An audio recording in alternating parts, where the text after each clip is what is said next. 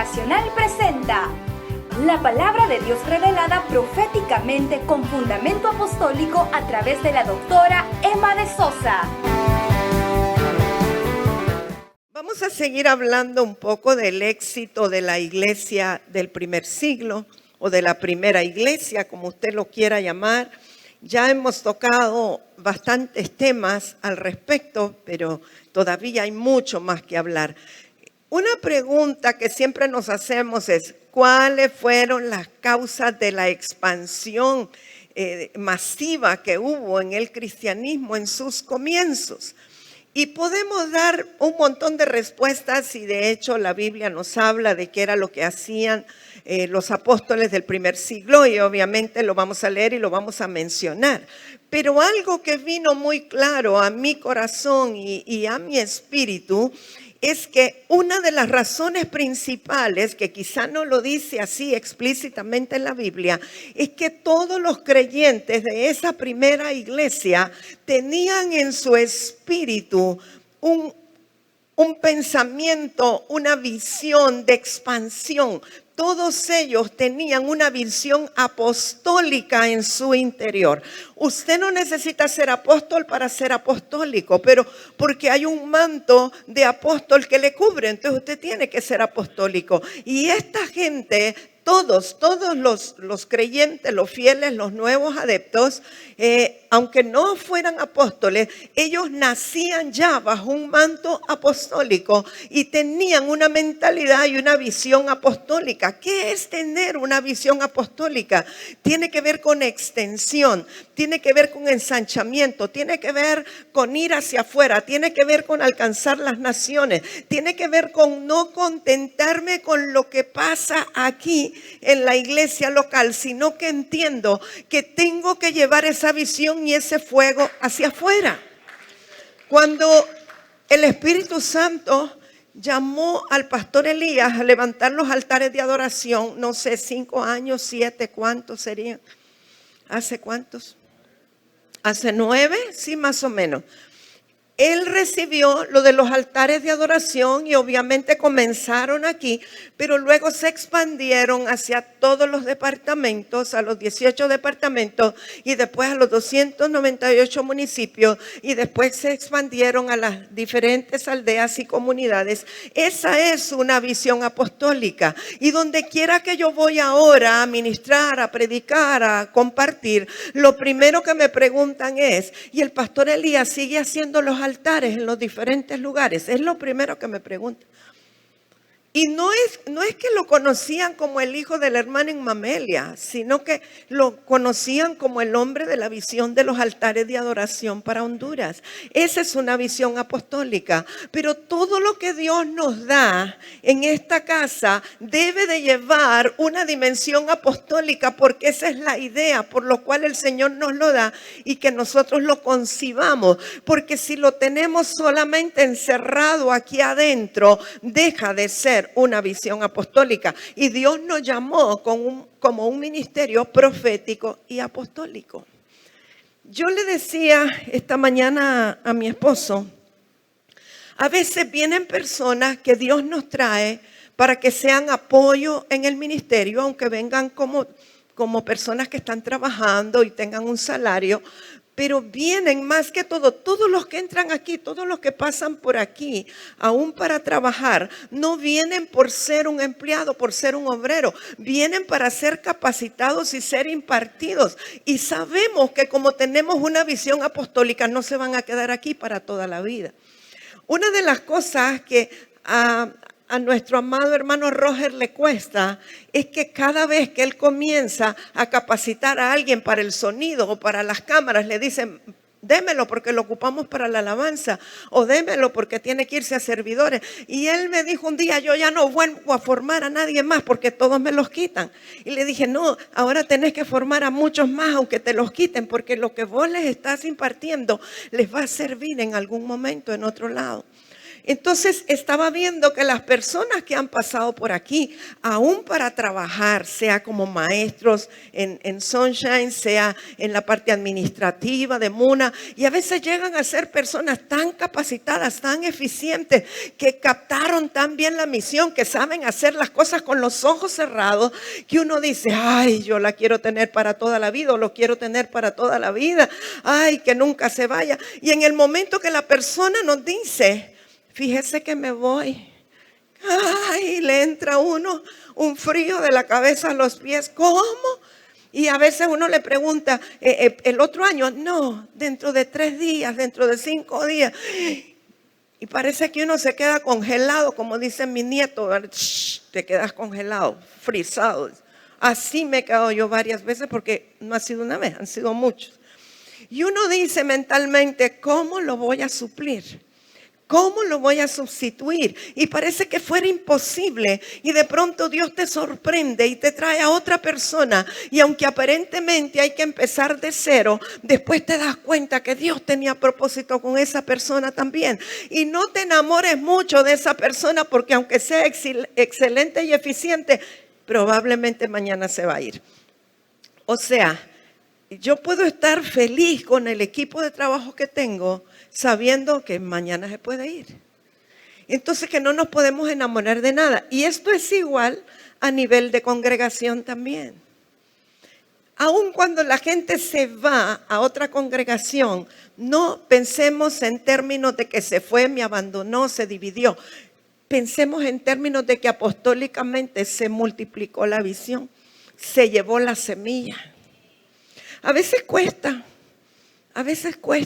Cuando alguien, una muchacha o una mujer de la casa que ha crecido, que ha aprendido, que ya la vemos fluyendo y de pronto dice, fíjese que me enamoré de alguien que es pastor de una congregación tradicional, me da la bendición para casarme e irme. A uno le dan ganas de retorcerle el cuello naturalmente. Y de decirle, pero ¿por qué carambas no trae ese pastor tradicional para aquí para que se avive? Pero Dios tiene pensamientos diferentes a los nuestros. Eso es lo que uno quisiera hacer. Pero de pronto veamos que estamos exportando la visión y la semilla, y que si esa persona realmente tenía una visión apostólica, va a lograr llevar esa semilla y va a lograr hacer lo que tendría que hacer. Cuando tenemos una visión apostólica tenemos que pensar en términos de reino. No podemos pensar en términos del nombre de la congregación. Yo no pienso en términos de cuán grande es la red de Muna. No importa cómo se llame. Lo que tenemos que amar es la visión de Dios, del reino, aunque después se vayan a llamar de otra manera. Lo que importa es lo que llevan, lo que imparten, lo que van a compartir y lo que van a impartir. Que se fueron enojados, que se fueron molestos, no se preocupe, el Señor se encarga de todas las cosas. Mi experiencia es que la mayoría de los que se fueron enojados y molestos, después vinieron a pedir perdón.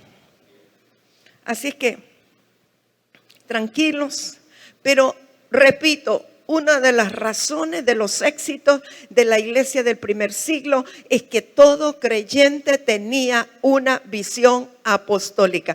Y nosotros vemos a través de todos los escritos históricos que se encuentran de la primera iglesia, y nos va a llamar mucho la atención cómo latía en sus corazones esa capacidad de expansión.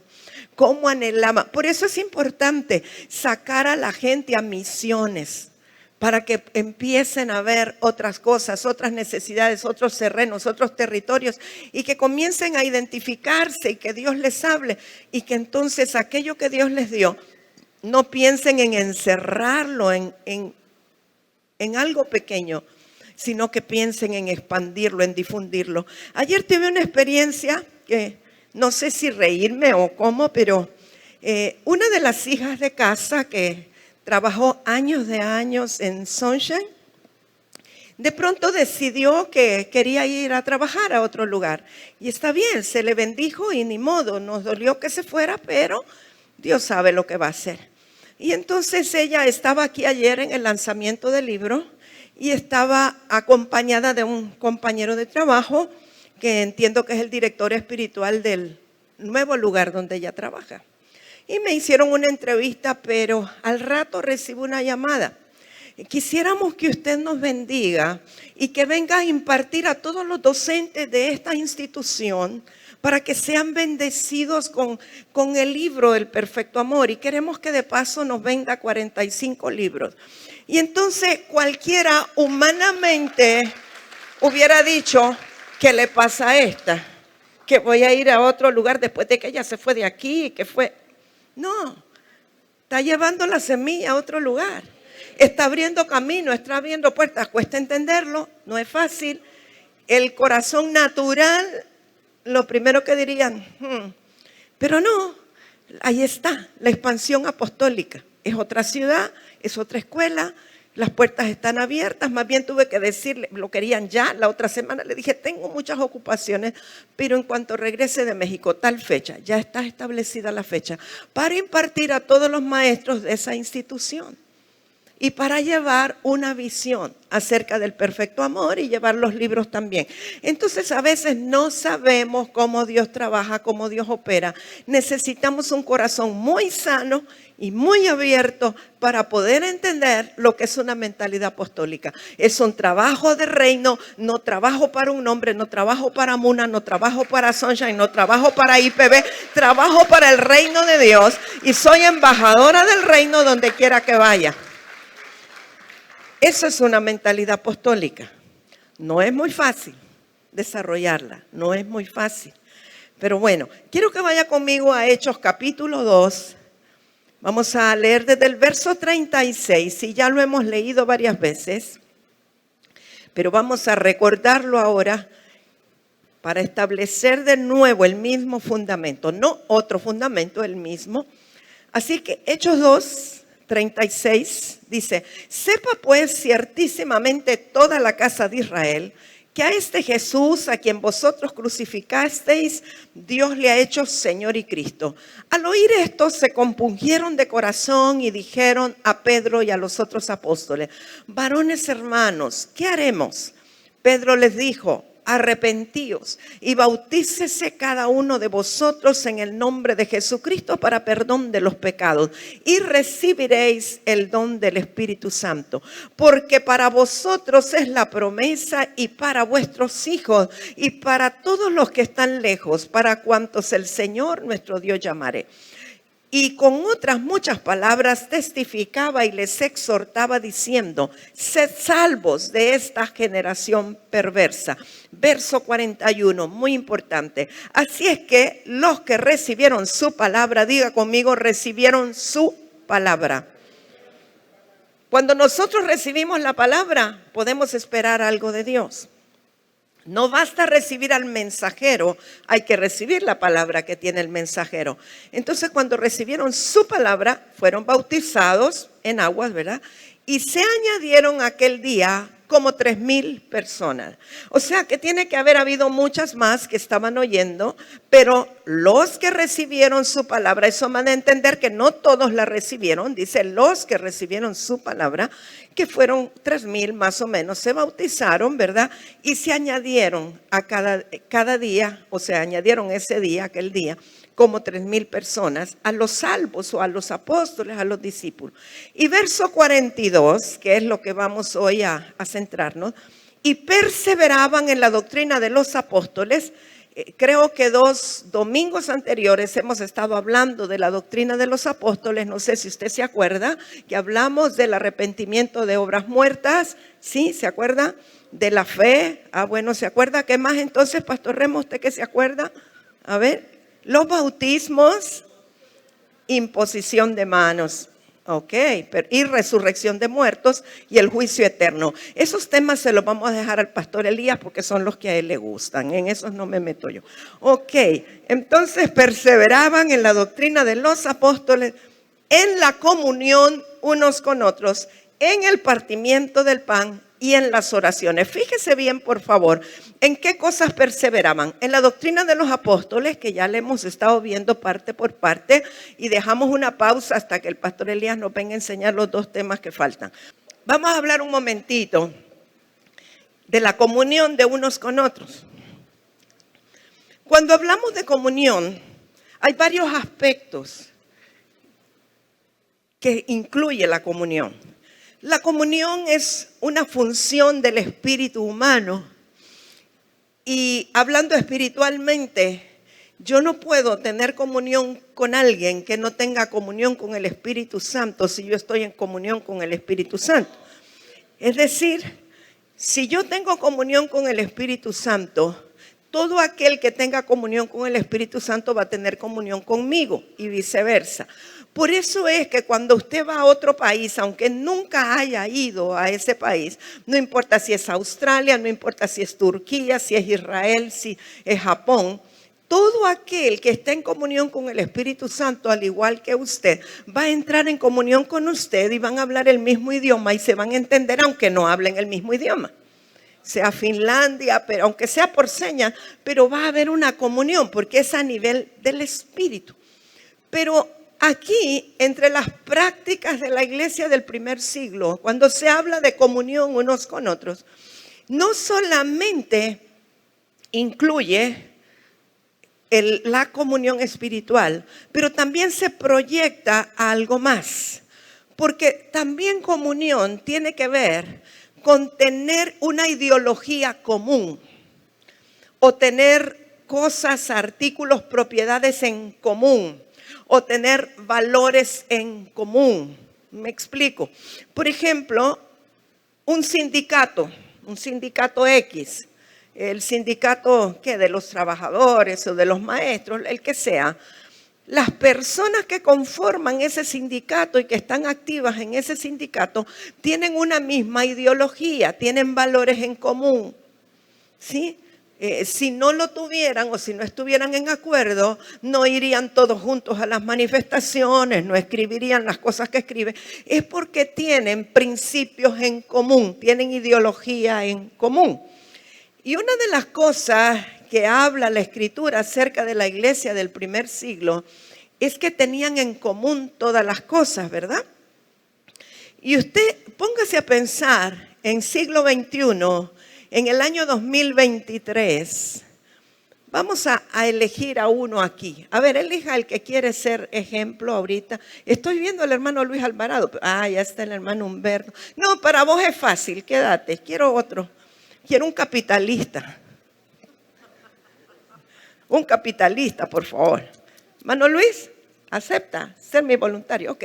Hermano Luis es dueño juntamente. No, ahí está bien, solo es que lo voy a usar, con su permiso lo voy a usar de ejemplo. Usted y su esposa, ¿verdad? Son dueños de Maranata, Aluminios y Vidrios Maranata. Tienen 2 vehículos, otro de trabajo, varios vehículos. ¿Cómo le parecería, hermano Luis, que alguien llegue y le diga: aquí venimos para decirle que ahora Aluminios y Vidrios Maranata tiene que ser de todos sus trabajadores también, tienen que tenerlo todo en común, y también sus carros? ¿Usted estaría de acuerdo, hermano Luis? Dígame honestamente.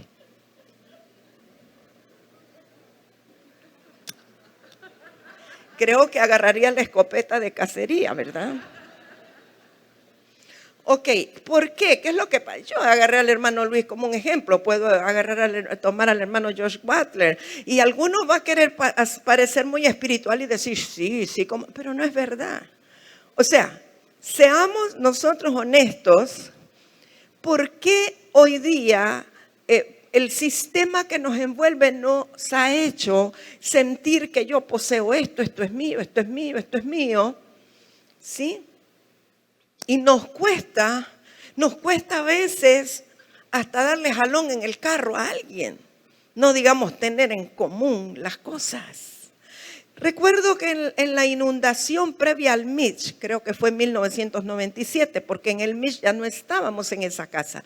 Pero en 1997 que hubo una inundación en La Lima, 96 fue, gracias. Mire, tengo mi escriba historiador.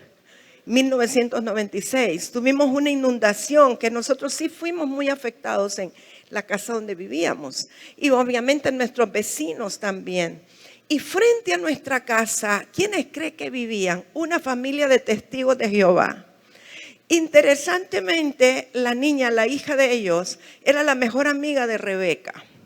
aunque ella era testigo de Jehová y Rebeca, pues creyente, cristiana. Ahora, ¿qué íbamos a hacer nosotros? Nosotros teníamos una casa de 2 plantas. Inmediatamente nos fuimos para arriba, la segunda planta, aunque abajo estaba terrible. No íbamos a dejar a nuestros vecinos que no tenían dónde irse y que estaban inundados. Y nos tocó, no sé cuántas noches, pero compartir con los testigos de Jehová en el mismo piso, durmiendo juntos, comiendo juntos. Y yo me imagino que así era en la iglesia del primer siglo, donde tenían en común todas las cosas. O sea que lo que llevaban o lo que llegaba para alguien era para repartirlo todo. Pero hemos llegado a un punto, y no se malinterprete, no soy socialista, no soy comunista, no soy populista. Estoy queriendo que lleguemos a principios que son muy importantes, que el Señor nos dejó, pero que nosotros hemos ido dejando porque los sistemas económicos que nos fueron enseñados por Grecia nos hicieron empezar a abarcar: esto es mío, esto es mío, esto es mío. Un sistema capitalista de extrema derecha, digamos. Entonces, claro, cuando yo creo que esto es mío, entonces, pero cuando por revelación del Espíritu Santo empiezo a entender que todo es del Señor y que nada es mío, sino que solo soy un administrador de lo que es del Señor, la visión cambia. Porque entendemos que aunque yo comparta algo de lo que el Señor me dio a administrar, a mí nunca me va a faltar nada. Yo siempre recuerdo cuando vivíamos en el Merendón y teníamos un carro, o Rigo, creo, el del trabajo, no recuerdo, un 4x4, que era de los que podía subir bien allá a la montaña, porque no cualquier vehículo podría subir. Y las otras personas que tenían ese tipo de vehículos no le daban jalón a nadie. Y si acaso les cobraban, o sea, cobraban una cuota por subir. Y aunque el carro que Rigo tenía o manejaba era nuevo, él nunca dejó de darle jalón a las personas que estaban en la carretera pidiendo jalón. No le importó que estaban enlodados, no le importó que le iban a ensuciar el carro, no le importó nada, sino que siempre compartió lo que Dios nos había dado. Ahora, no es fácil llegar a ese punto en donde entendamos que debemos tener en común todas las cosas. Yo sé que en Cuba les ha tocado vivir eso, quieran o no, por la fuerza, no por las buenas, ha tocado vivir eso, no les queda de otra. Y es un pueblo que usted cuando llega se da cuenta de la generosidad de ellos y del sentido que tienen, de que lo poquito que tienen lo van a compartir con todos los demás. Y yo he visto la mano de Dios allá en Cuba, como de un cerdito Dios puede multiplicar para un montón de gente, pero ellos tienen esa conciencia de que esto poquito que tengo es para compartirlo a todos. No van a dejar con hambre al amigo, al vecino, al pariente. Todos están con compasión por los que están allá, que están necesitados. Entonces, ¿dónde quiero llevarlos? No les estoy queriendo llevarles a que asuman una posición política. No estoy hablando de eso, sino que nosotros como hijos de Dios podamos entender que todo es del Señor y que lo que nos ha dado para administrar es porque Él quiere que nosotros a través de esas bendiciones podamos también llenar las necesidades de otros, podamos ayudar a otros, podamos calmar las necesidades que otros tienen, a través de distribuir y de tener algún tipo de acción social, pero sobre todo que nosotros individual y personalmente no nos apeguemos a lo que llega a nuestras manos. Hay muchas cosas. Si usted va y revisa su casa, le aseguro que va a encontrar que tiene varios artículos del mismo y que solo necesita uno. Quizá tiene 3 ollas grandes y con una basta, y hay otros que no tienen ninguna. O sea, comencemos quizá por practicar en las cosas sencillas y pequeñas para que eso nos ayude al desprendimiento y a darnos cuenta que hay un principio establecido por parte del Señor de que todo es suyo y que Él quisiera que todos tuviéramos suplido lo necesario, ¿verdad? Entonces tenían en común todas las cosas. Y hay otra parte en el libro de los Hechos donde dice que vendían sus heredades y traían el fruto de ello a los pies de los apóstoles para que estos distribuyeran a todos, para que a nadie le hiciera falta nada. Es decir, si había gente con necesidad, pero había otros que tenían tremendas mansiones o tremendas propiedades o lo que sea, lo vendían. Y con ese dinero se suplían las necesidades de los que no tenían. Eso era un principio de la iglesia apostólica del primer tiempo. Y yo creo que parte de la visión apostólica es que nosotros podamos ver las necesidades de todos. Que no solo pensemos en aquellos que pueden ser privilegiados. ¿Sabe que la razón por la cual Dios puso en mi corazón que se abriera la Escuela Cristiana Bilingüe Sunshine era para poder bendecir a todos?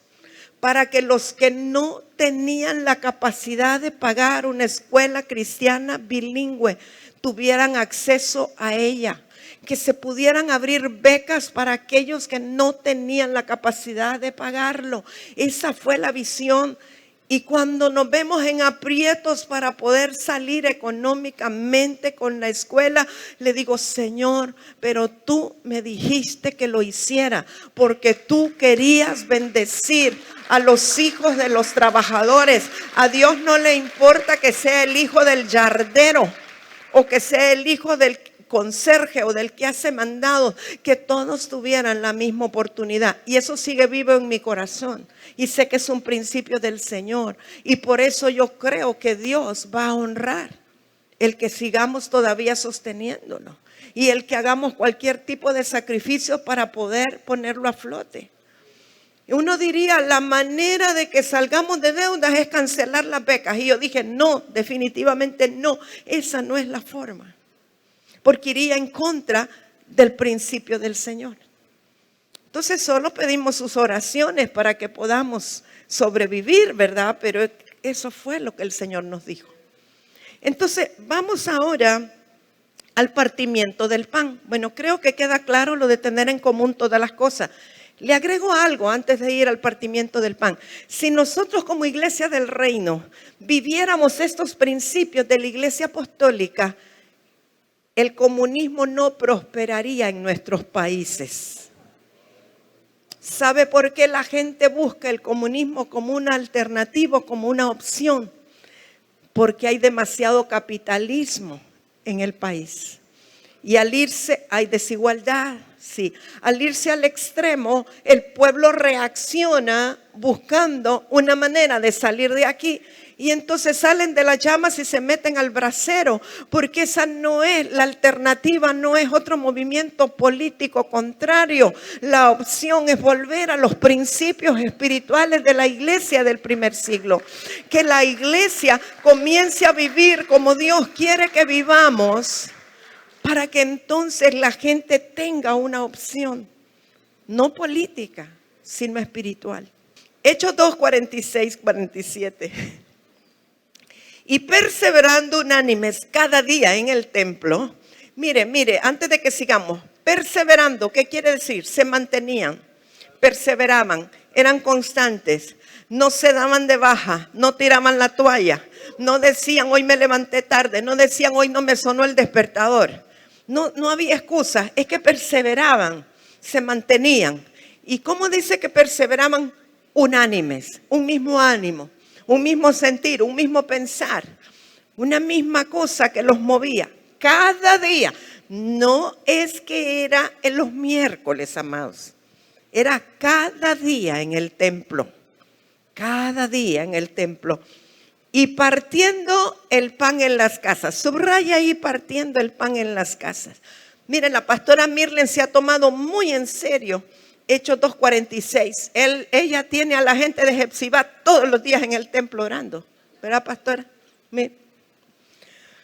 Y partiendo el pan en las casas, y eso lo puede subrayar, comían juntos con alegría y sencillez de corazón, alabando a Dios, fíjese el verso 47, y teniendo favor con todo el pueblo. O sea, aunque el pueblo no fuera creyente, los apóstoles tenían favor con el pueblo. Eso es muy importante. Y el Señor añadía cada día a la iglesia los que habían de ser salvos. Antes de entrar a lo del partimiento del pan, aquí quiero decir algo. A veces nosotros, la iglesia del Señor en este tiempo, podemos usar ese último verso como una excusa para no evangelizar. Cuidadito, porque ese no es el contexto. Y pueden decir, no necesitamos ir a evangelizar, porque aquí la Biblia dice que el Señor va a añadir cada día los que han de ser salvos. Entonces me lo va a traer aquí. No es eso lo que dice. ¿Sabe cuándo es que el Señor añade los que han de ser salvos? Cuando cumplimos lo anterior, que es perseverar en la doctrina apostólica, partir el pan, tener comunión unos con otros, tener todas las cosas en común. Cuando cumplimos eso, entonces cuando ellos predican, la gente recibe la palabra, como lo leímos anteriormente, y los que reciben la palabra inmediatamente son bautizados y el Señor los añade. Pero no es que usted se va a quedar sentado aquí cantando aleluya, Yeshua todo el día, esperando que le añadan los que van a ser salvos. No, hay una premisa. Usted tiene que cumplir lo que dice aquí primeramente, para que entonces añada el Señor. Pero ¿a quiénes va a añadir? A los que escuchan la palabra. Alguien tiene que predicar la palabra. Y alguien nos tiene que bautizar. Y ellos van a creer y entonces van a ser agregados los que son salvos. Dice los que habrían de ser salvos. Hay otra versión que dice que el Señor añadía los que iban siendo salvados.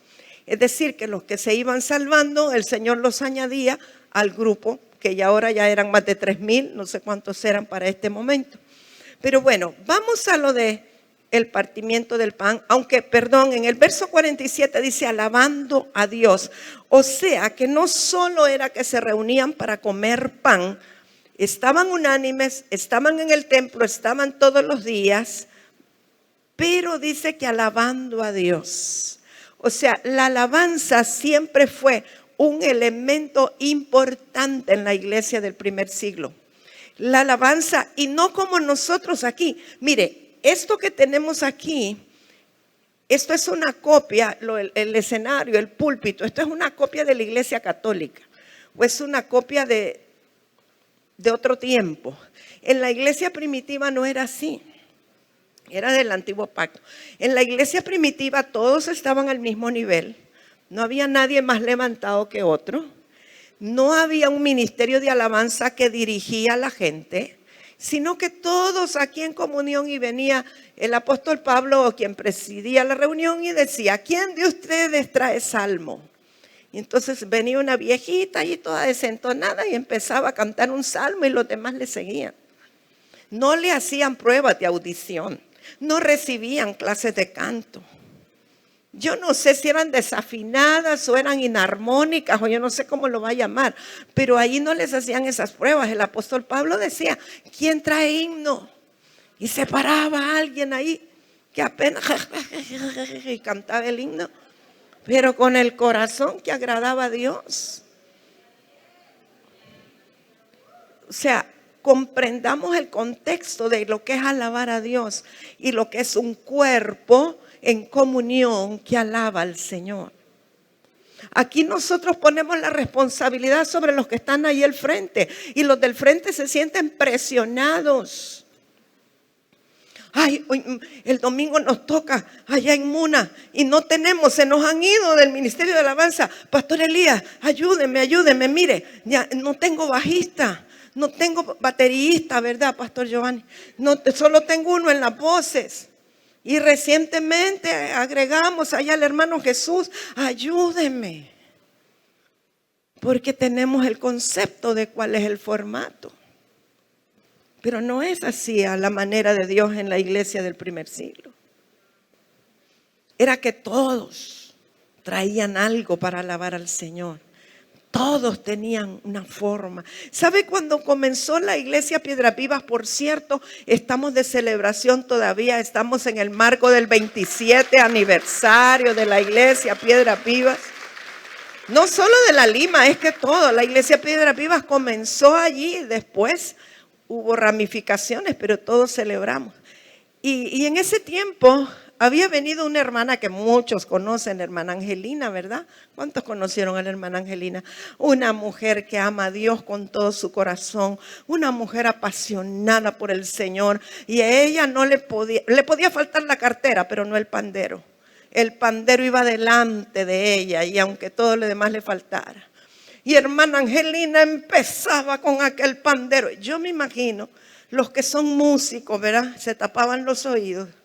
Y decía, ay, Dios mío. Ella no sabía cuándo tocar o cuándo dejar de tocar. La hermana Angelina con toda la fuerza y todo el corazón era tengue, tengue, tengue, tengue, tengue, tengue, tengue. Quizás nos incomodaba a nosotros, pero a Dios era parte de su vida, era parte de su alabanza al Señor.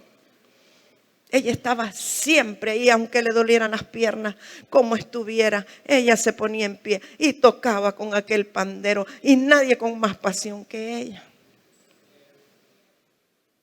Y creo que ese era el modelo de la iglesia del primer siglo. Pero como nos hemos refinado ahora, ¿verdad? Porque queremos que suene a concierto, queremos que suene así bien bonito. Hay cosas que tenemos que rescatar. Yo no digo que vamos a retroceder, pero hay principios que tienen que ser rescatados. Y yo he visto cómo el pastor Elías rescata esos principios. He visto a la hermana Juanita dirigir la alabanza. Un viernes he visto cómo ella se goza el corazón con que lo hace y cómo el pueblo aún le apoya y le sigue, ¿verdad? Entonces, amados, mire, vamos al partimiento del pan, porque si no, quién sabe hoy. Fíjese que la frase partimiento del pan no es lo que muchos creemos, que pensamos que se trata de la cena del Señor. Pues no, fíjese que eso ya era una costumbre judía, sobre todo de los celotes, o sea, los esenios, de los mismos de Juan el Bautista. Y ahí está mencionado en los registros de los esenios. Esta gente, los celotes, llevaban a cabo comidas en comunidades donde había un líder espiritual que era el que oraba por el pan. Entonces, este líder, después de que oraba por el pan, lo partía y cada uno recibía su porción. Ahora, ¿cuál es la primera vez que en el Nuevo Testamento nosotros vemos que se menciona el partimiento del pan? En Lucas 24, 30 y 35 o al 35 ya lo vamos a ver, que es cuando iban por el camino de Maús, ¿se acuerda?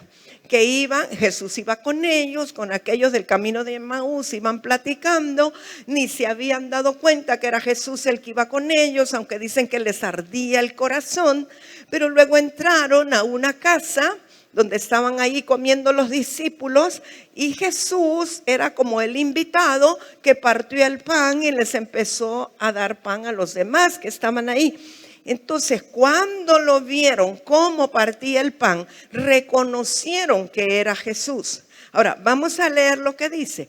Lucas 24, vamos a leer del 28 al 31. Llegaron a la aldea donde iban, estoy hablando del camino a Emaús, y él hizo como que iba más lejos, o sea, Jesús hizo como que iba más lejos. Mas ellos le obligaron a quedarse, estos dos diciendo, quédate con nosotros porque se hace tarde y el día ya ha declinado. Entró pues a quedarse con ellos. Y aconteció que estando sentado con ellos a la mesa, tomó el pan y lo bendijo, lo partió y les dio. Entonces les fueron abiertos los ojos y le reconocieron, mas él se desapareció de su vista. Si nosotros pretendiéramos decir que el partimiento del pan tiene que ver con la cena del Señor, aquí está eliminado, porque en este momento que Jesús se aparece a estos dos del camino de Maús, todavía no se comenzaba a practicar la cena del Señor. Entonces se está hablando de un partimiento del pan que era una costumbre de los esenios o de los celotes y que es una costumbre judía. Entonces el partimiento del pan tiene que ver con sentarse a tomar café con pan, como dice Papa Rigo, pero que había alguien que bendecía el pan y que lo compartía. Yo me imagino que ese alguien era el responsable de que ajustara para todo el mundo, ¿verdad? Porque si no, se lo comían sin que hubiera sido repartido. Entonces, el tener las cosas en común y el participar del partimiento del pan o del pan repartido o compartido era muy importante. Por eso Jesús dijo, cuando instituyó la cena del Señor, dijo, yo soy el pan que por ustedes es partido, refiriéndose a la costumbre de los esenios.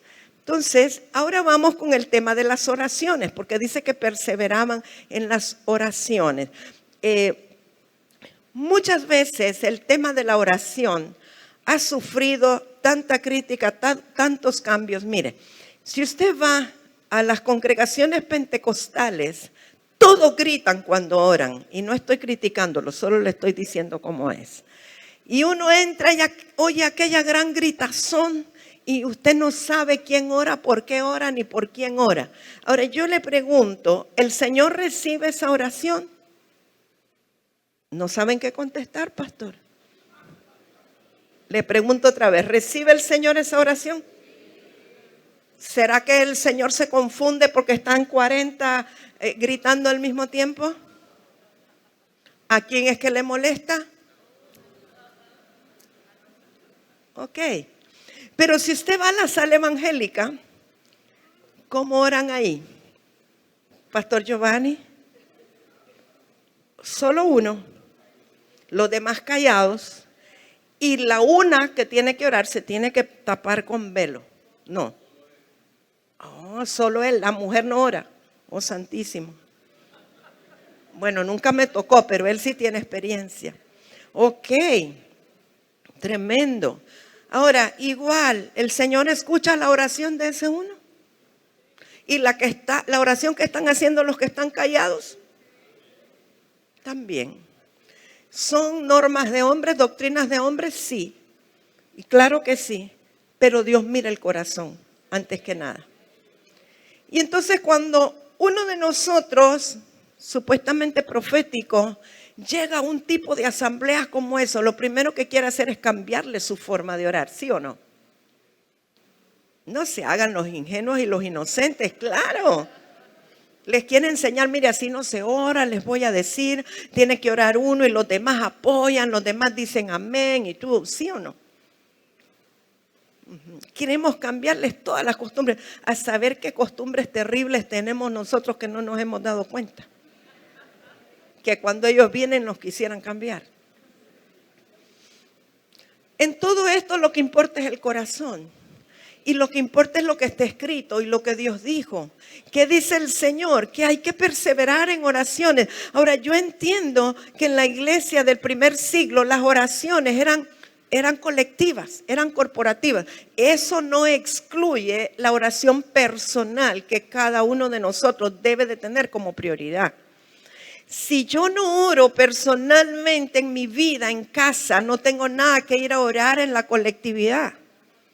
O sea, no puedo pretender, ay, es que yo voy y oro ahí en medio cuando me están viendo los hermanos. Pero cuando estoy a solas en casa hago otro montón de cosas menos orar. Eso no funciona. Ni tampoco el que dice, no, es que la Biblia dice que hay que orar en secreto, que con la puerta cerrada. Entonces yo solo oro aquí yo solito y nunca oro con los demás. Tampoco. O sea, las dos cosas son necesarias. La oración personal, privada, me edifica a mí, me hace ver mis errores, me hace ver la tiniebla que tengo que presentar delante de Dios, me hace ver mi propia necesidad. Y la colectiva es para que yo vaya, interceda, ore por los que están en eminencia, por otras personas, por otras necesidades. Y una cosa importante, la oración es un diálogo, no un monólogo. Hay gente que dice que yo voy a orar y requetetete, rica, 2 horas y nunca se pararon para oír a Dios. Esa no es oración, ese es un monólogo. La oración tiene que ser de doble vía. Dios siempre quiere hablarle a sus hijos. Ahora, veamos lo que le dice el apóstol Pablo a su hijo Timoteo. Primera de Timoteo, capítulo 2, verso 1 al 4. El apóstol Pablo está dándole una exhortación al pueblo. Se lo dice a Timoteo, pero es para el pueblo. Dice, exhorto ante todo a que se hagan rogativas. Si quiere subraye o anote rogativas. Oraciones, o sea que rogativas es diferente que oraciones. Peticiones y acciones de gracias por todos los hombres. ¿Por quiénes? Por todos los hombres. Estaba platicando con alguien en estos días que cuando ocurrió lo del terremoto de Siria y de Turquía, esta persona le dijo a su hijo, vamos a orar por la gente de Siria, por la gente de Turquía. Y el niño le dice, no mamá, por ellos no hay que orar porque son muy malos. Y a veces nosotros somos como ese niño que pensamos que por los malos no hay que orar. Pero aquí dice que hay que hacer oraciones, peticiones, rogativas por todos los hombres, buenos y malos, por todos. Cuando nuestro corazón está dividido o nuestro corazón está alineado con un color político, se nos hace difícil orar correctamente por los gobernantes. Porque las oraciones de brujería carismática que es mátalo Señor no es escuchada. Le aclaro. Entonces, y dice, y acciones de gracia por todos los hombres, por los reyes o los presidentes y por todos los que están en eminencia. ¿Para qué? Tiene una razón de ser. Para que vivamos quieta y reposadamente en toda piedad y honestidad. O sea que estas rogativas, estas peticiones, estas oraciones van a tener un fruto que es a nuestro favor, que nosotros podamos vivir reposadamente. Porque esto es bueno y agradable delante de Dios nuestro Salvador, el cual quiere, ¿qué quiere Dios? Verso 4, miren lo que Dios quiere, que todos los hombres sean salvos. ¿Qué quiere Dios? Los de Japón, los de Turquía, los de Siria, los de Australia. Dios quiere que todos sean salvos y vengan al conocimiento de la verdad. A nosotros nos corresponde orar para que sean abiertos los ojos de ellos y se cumpla el deseo de Dios. A lo mejor no vamos a ir nosotros a predicar a Turquía o quién sabe, ¿verdad? Pero podemos orar para que sus ojos sean abiertos y que alguien vaya y les predique el verdadero evangelio, que ellos conozcan a Cristo. Tengo unos días de estar diciendo, quiero ir a Turquía, quiero ir a Turquía. Ay, Señor, cuando vino el terremoto, no quiero ir a Turquía, voy a orar por Turquía. Siempre me llamó la atención porque Turquía es lo que en la Biblia se llama el Asia Menor, que fue totalmente cristianizada. Y que cómo es posible que después quedó en lo que quedó. Y yo digo, algo tiene que haber en el espíritu que se puede reactivar para que el 100% de cristianismo que hubo vuelva. Ahora hay 0.001. Veamos en Efesios capítulo 6, volviendo a las oraciones. Verso 18. Orando en todo tiempo. ¿Cuándo? ¿Qué quiere decir todo tiempo? Las buenas, las malas, en invierno, en verano, de día, de noche, en todo tiempo. Hay quienes dicen, mire, yo puedo orar hasta la medianoche, yo soy bueno para las vigilias, pero a mí que no me pidan que madrugue. Está bueno. Hay unos que son búhos y otros son pájaros mañaneros, no importa. Los búhos que oren hasta la medianoche y los pájaros mañaneros que oren en la madrugada. Pero aquí dice que en todo tiempo. Orando en todo tiempo, con toda oración, o sea, con toda forma y tipo de oración y súplica en el Espíritu. O sea que hay diferentes formas de oración. Hay distintas. A veces yo he subido a la torre y hay alguien, quizá no de acá, pero alguien que llegó. Y está orando y yo siento que está muy ferviente, pero esa persona necesita poner en su celular una alabanza, porque eso es lo que le inspira. Y yo no puedo decir que eso está mal. No puedo criticar que eso está mal, si esa es su forma de inspirarse, cada quien. Es lo mismo que el tocar la guitarra, es lo mismo, solo que esa persona lo tiene enlatada y el otro lo tiene en vivo.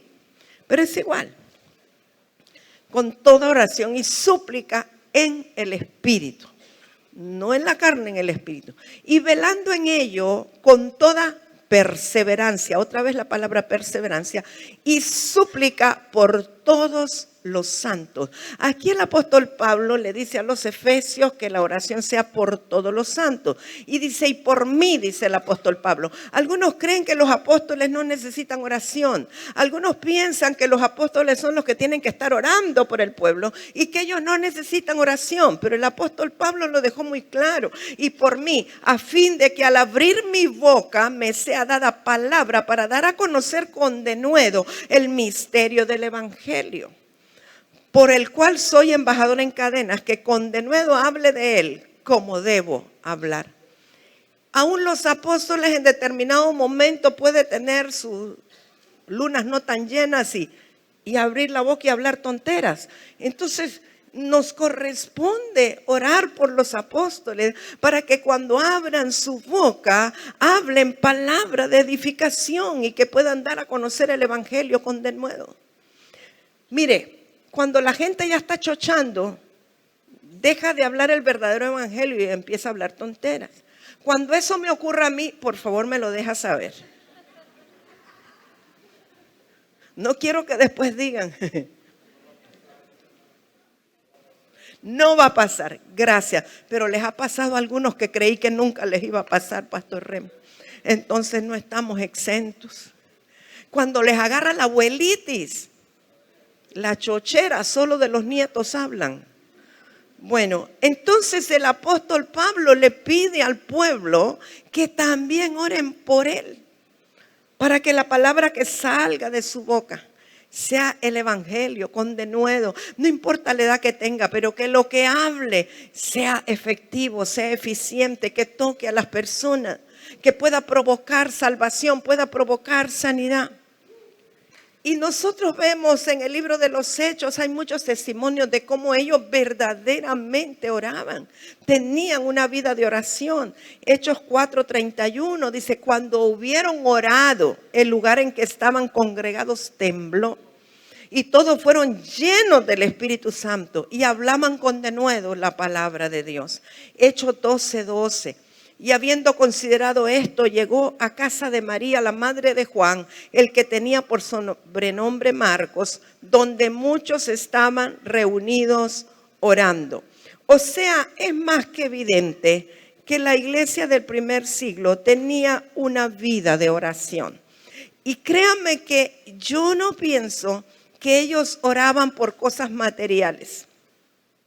Yo de verdad no pienso que ellos decían, Señor, mándanos un yate nuevo para poder ir a pescar.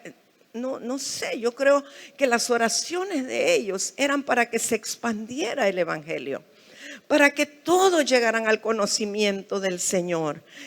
La oración de ellos eran rogativas, eran súplicas por todos los santos, para que todos tuvieran esa mentalidad apostólica y salieran a predicar el evangelio a todo lugar y que la iglesia del Señor Jesucristo se expandiera.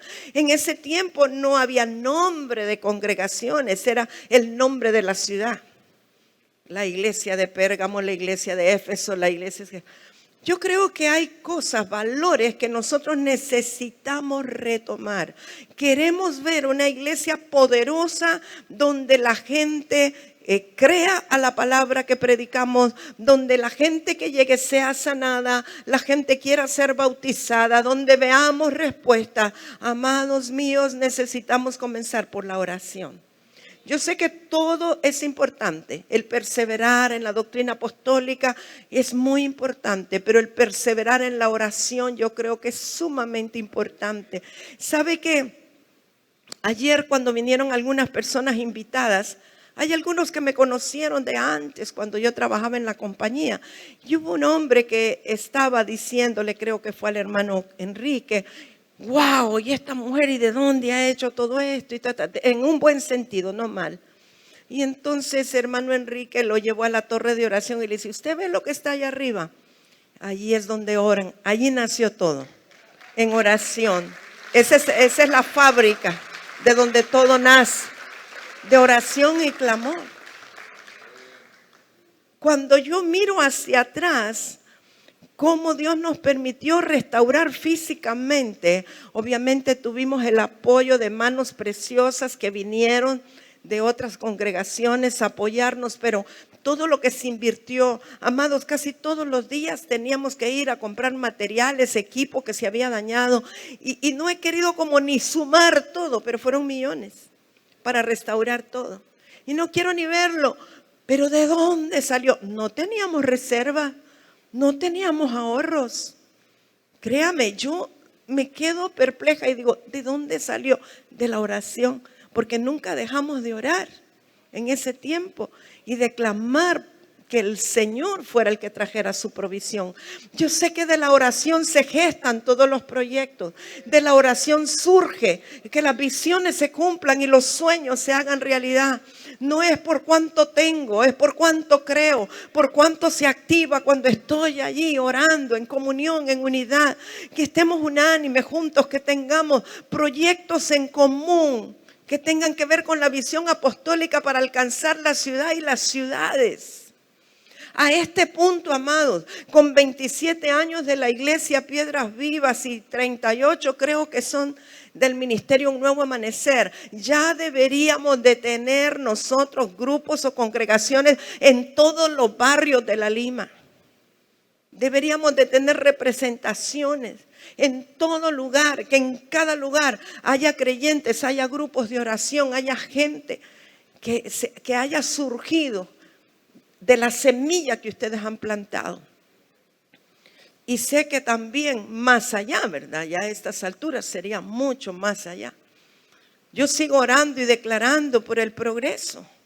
Sigo creyendo que, Pastora Felicia, nosotros comenzamos a ir al progreso antes de comenzar la obra de la Lima, usted lo sabe. Reuniones en las tardes, en Villa Belinda o no sé cómo se llama, en su casa y en diferentes casas. ¿Y qué pasó? ¿Qué pasó? ¿Cómo no se puede ahogar una visión?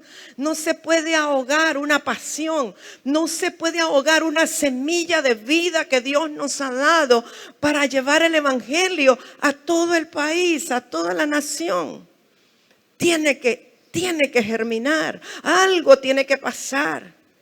Bueno, si uno sembró, que el otro riegue, que se levanten los que riegan la semilla y Dios dará el crecimiento. Necesitamos regadores de semilla y necesitamos remendadores de redes.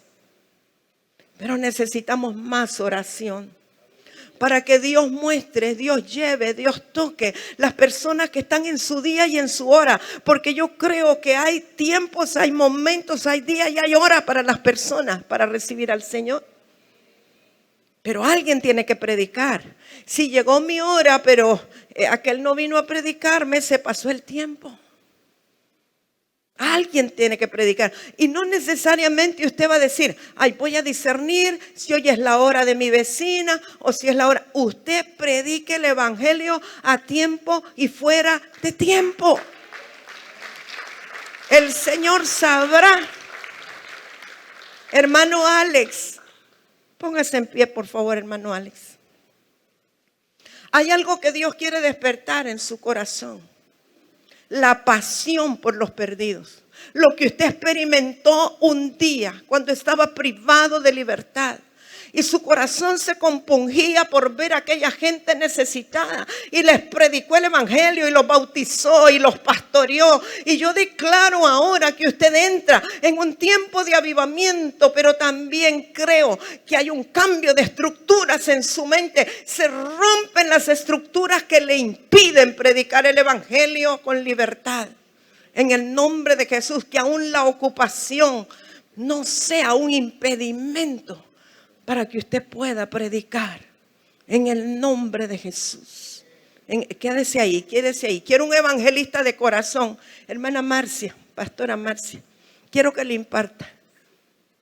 Así con lágrimas y todo. Si le tiene que chorrear los mocos encima, hágalo. Va a ser parte de la impartición. Rama y so, karama y so, kiama. Empiece a orar en lengua. Y karama y so, ki, ba, ba, ba, ba, ba, ba, ba, ba, y so. Reme y so, kirama y se, que re, be, be, be, be, be, be, be, y so. Luisito Hernández está por aquí. Y ven, ven, ven. Y rama y so, ka, ba, ba, ba, rama y so. Reme y so, kirama y se, rebe y so, karra, ba, ba, ba, ba, ba, ba, ba.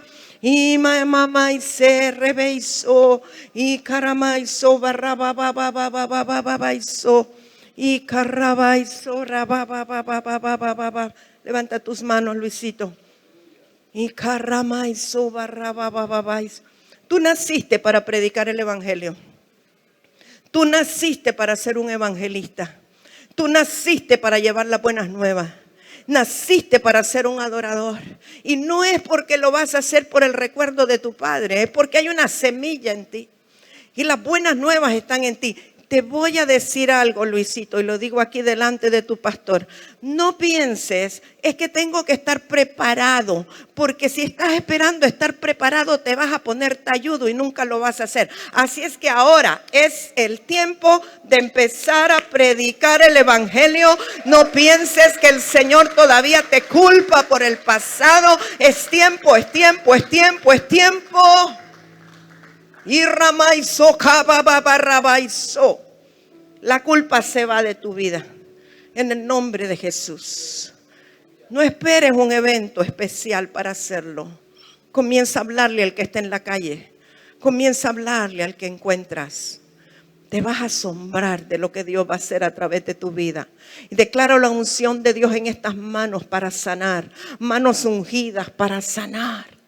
En el nombre de Jesús. Johanna y Wilson, vengan por favor.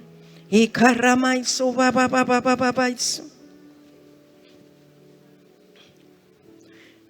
Yo recibía, hija, que tú tienes un don para enseñar la palabra, pero que tienes temores.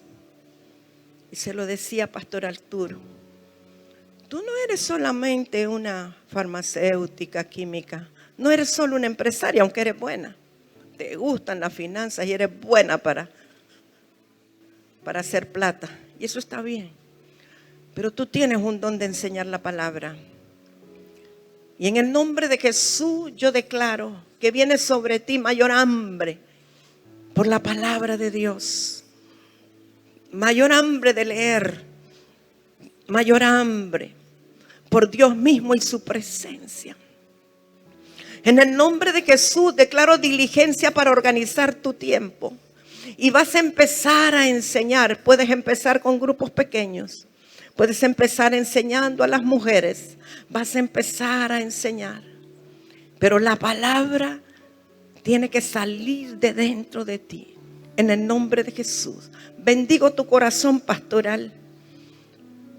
Bendigo tu corazón. Bendigo los anhelos que están en ti. Dale la mano a tu esposa. Declaro que son un complemento perfecto. Y declaro que las prioridades son establecidas correctamente en tu vida y en tu corazón. Porque Dios te ha levantado, los ha levantado a los dos como una señal profética en Catacamas. Los bendigo en el nombre de Jesús y declaro ensanchamiento, prosperidad mayor, mayor, mayor. Y que puedan predicar el evangelio con denuedo en el nombre de Jesús. Les bendigo, les quiero mucho. Padre, gracias en el nombre de Jesús. Padre, gracias en el nombre de Jesús. Hermano George, yo veo el llamado de Dios poderoso en su vida, pero lo veo muy ocupado. ¿Cómo hacemos? ¿Cómo hacemos para que esté menos ocupado y pueda darle más tiempo al Señor y a su llamado? Y ramaizo, kiamaizo, en esta hora yo te imparto la pasión por el Señor y por ver las almas convertirse. En el nombre de Jesús declaro que serás tan próspero que no necesitarás estar atado a un horario de trabajo. En el nombre de Jesús. En el nombre de Jesús, que se cumpla todo aquello que tú anhelaste un día. A veces creíste que tu función solo era ayudar económicamente. No, te dice el Señor. También tienes que predicar la palabra y tienes que sanar a los enfermos. Te bendigo en el nombre de Jesús.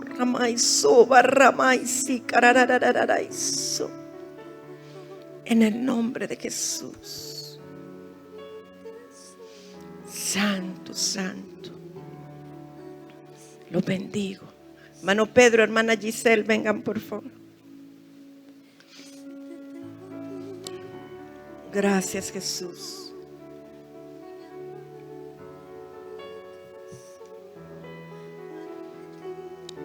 Hermano Pedro, yo sé que usted le ha estado preguntando al Señor qué negocio puede poner o qué cosa puede. Y no le ha preguntado cómo le puede servir.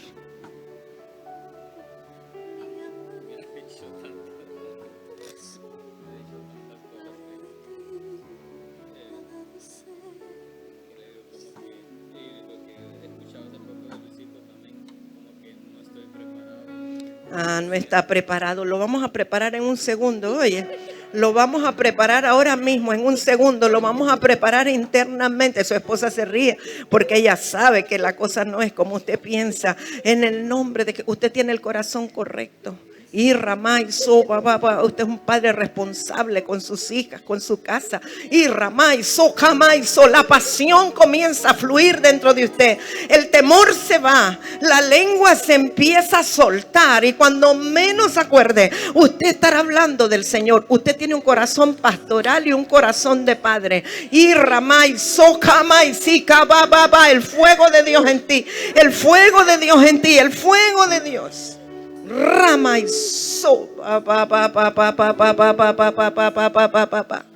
Espíritu Santo, gracias. Yo los bendigo, los bendigo, los bendigo. Los declaro una familia de reino, una familia de Dios, una familia que hace la voluntad del Señor. Puede tomar su asiento. Tengo 2 minutos. Apóstol Giovanni quiere declarar una palabra para nosotros en 2 minutos. Puede hacer eso.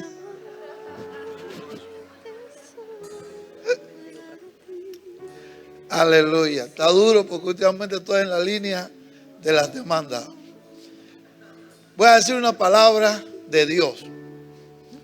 El Señor me dijo que le entreguen 12 días de vigilia. 12 días de vigilia. 12 días de vigilia. No es lo mismo un avivamiento que un alumbramiento. Para poder dar a luz, como decía Oscar, se necesita eso. Voy a decir lo que Dios me dijo rapidito y me voy.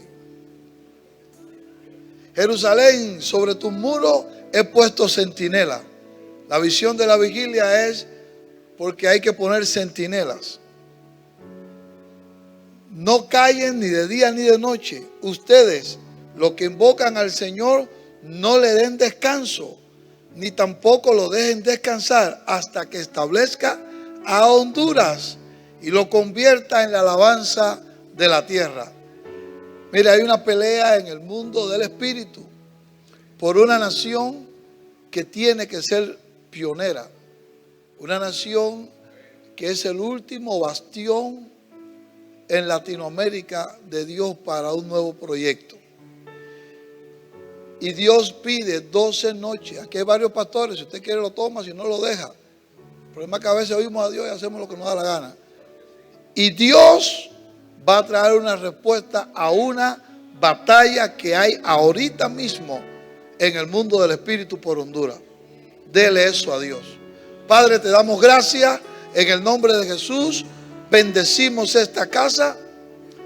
Declaramos, Señor, un alumbramiento poderoso, que toda semilla de vida que ya se ha puesto, Señor, en nuestro espíritu, la podamos dar a luz. Espíritu Santo, opera para que demos a luz toda la vida que hay dentro de nosotros.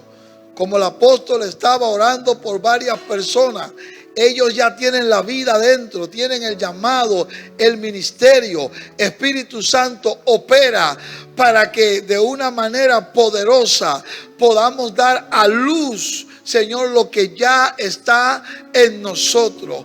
Bendigo esta casa. Sobre todo, bendigo el proyecto que esta casa tiene, la responsabilidad con la nación.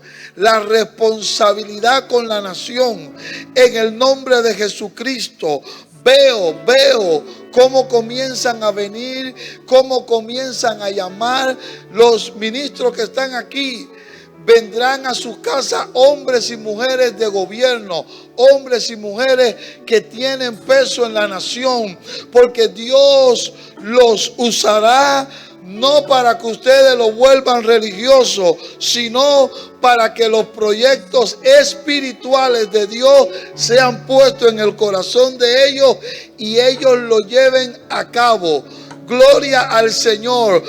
Viene el día de resurrección. La niña que está muerta va a oír la voz del Señor y se levantará. Honduras, Talita Cumí, a ti te digo, levántate.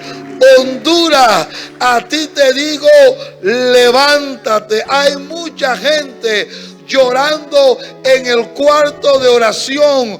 Por eso no se levanta la nación. Dios ha convocado a 2 que 3 apóstoles, como mismo hizo con Talita Cumí. Los está convocando al lugar de oración por Honduras. Y viene una resurrección para la nación. No teman a la oscuridad que ahora mismo envuelve la nación, porque hay una yo siento a Dios. Hay una luz que brillará sobre esta nación y correrá la oscuridad que ahora mismo está gravitando sobre ella. En el nombre de Jesús. Mi esposa tuvo una visión que el Señor iba con un arado abriendo la tierra. Y nosotros íbamos caminando todos. Y mientras más caminábamos, el Señor abría más la tierra, Y yo le digo, atrévase a caminar, porque Dios está abriendo camino. Atrévase a caminar, porque Dios está abriendo camino. En el nombre de Jesucristo. Gracias, Padre amado. Gloria al Señor. Los proyectos de millones, mamá, se le da al que tiene fe de millones. Los proyectos de millones de Adonín se le da al que tiene fe de millones. Mire, hay una palabra que está ahora mismo sobre el pueblo de Dios y es bienes y riqueza. Es bienes y riqueza. Los proyectos de millones se le dan a quien tiene fe de millones. Gracias y paz. Aleluya. Aleluya. Casi fueron 2 minutos, ¿verdad? Yo solo quiero decir que recibimos la palabra que viene de parte de Dios, que la atesoremos y la pongamos por obra cuanto antes. Gracias, Pastor Don Ánimo, adelante. Amén.